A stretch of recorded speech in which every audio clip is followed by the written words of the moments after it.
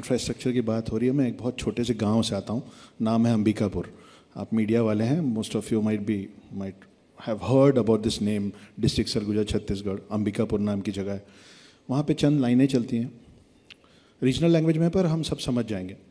वो लाइनें हैं कि छोटे छोटे गाँव में खोल दें स्कूल जी, 5 ठो कक्षा आए 1 ठो गुरु जी। छोटे छोटे गांव में खोल दें स्कूल जी, 5 ठो कक्षा आए 1 ठो गुरु जी। वही है हेडमास्टर और वही है चपरासी। ऐसा स्कूल में शिक्षक लाए फांसी। जे दिन बच्चा मन आए वो दिन शिक्षक मन नहीं आए, जे दिन शिक्षक मन आए वो दिन बच्चा मन नहीं आए, जे दिन दोनों आए वो दिन छुट्टी।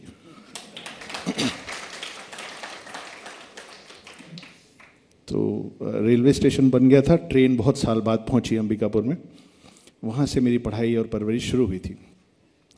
तो मैंने लैक ऑफ इंफ्रास्ट्रक्चर को बहुत पास से देखा है। वो अलग बात है कि ऐसे स्कूल में कोई फेल नहीं हो सकता था, मैं छठी में फेल हो गया था। मगर इंफ्रास्ट्रक्चर कितना ज़रूरी है, मैं 2-3 एग्जांपल से, क्योंकि यहाँ आना था तो मैंने कुछ चीज़ें निकाल के रखी। काशी विश्वनाथ कॉरिडोर 2021 में 30 लाख लोग गए थे और 2024 में 11 करोड़ लोग गए। बहुत बड़ा फ़र्क है। It's just not number of people, it's also that amount coming to this state because of those people coming to this state, because of the better opportunities and infrastructure.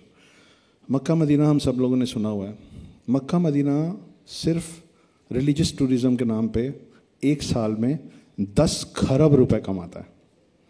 12 billion dollars, जो Hindi rupees में, Indian rupees में 10 खरब होता है।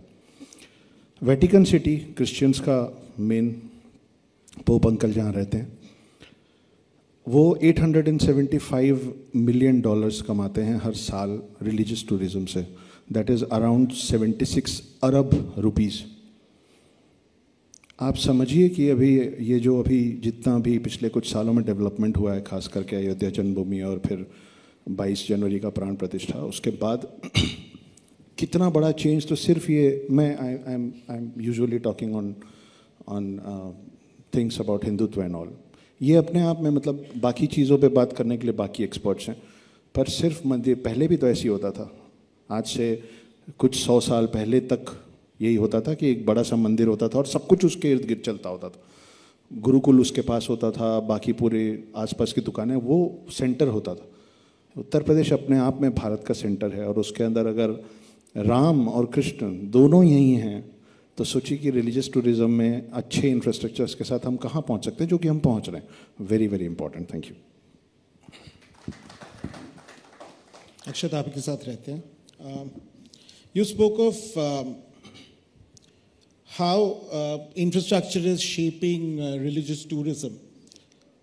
Can mythology and civilisational memory help with how we build and plan our cities today, especially in a place that's as diverse and layered as UP?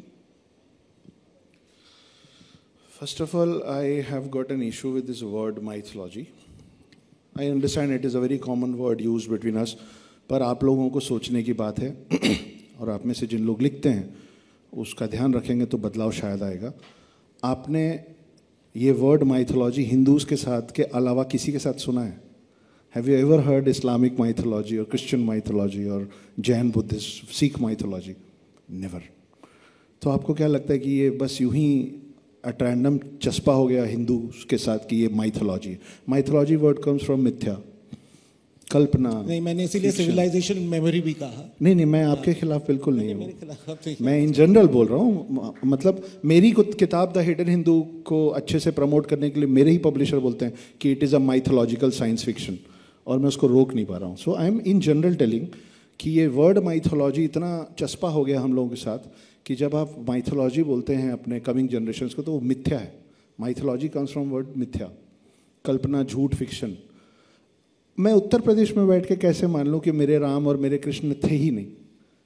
मिथ्या थे तो नहीं थे, झूठ थे। लेकिन अगर मैं मानता हूँ कि मेरे राम, आपके कृष्ण सत्य थे, तो डोंट यू थिंक कि हम सब लोगों को माइथोलॉजी छोड़ के सत्यलॉजी बोलना शुरू कर देना चाहिए?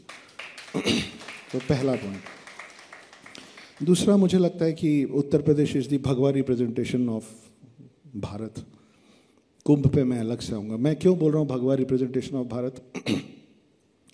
और सिर्फ योगी जी के ड्रेस के कलर की बात यहाँ नहीं हो रही, उसके अलावा भी बातें हो रही। भगवा कलर एक रंग ही है वैसे, लेकिन आप अगर सोचेंगे तो भगवा कलर दो रंग मिला के बनता है, एक है लाल, दूसरा है पीला। पीला चंदन का, ठंडक का प्रतीक है, लाल खून का और खतरे का प्रतीक है। आप इन दोनों को मिलाएंगे, भगवा बन जाएगा।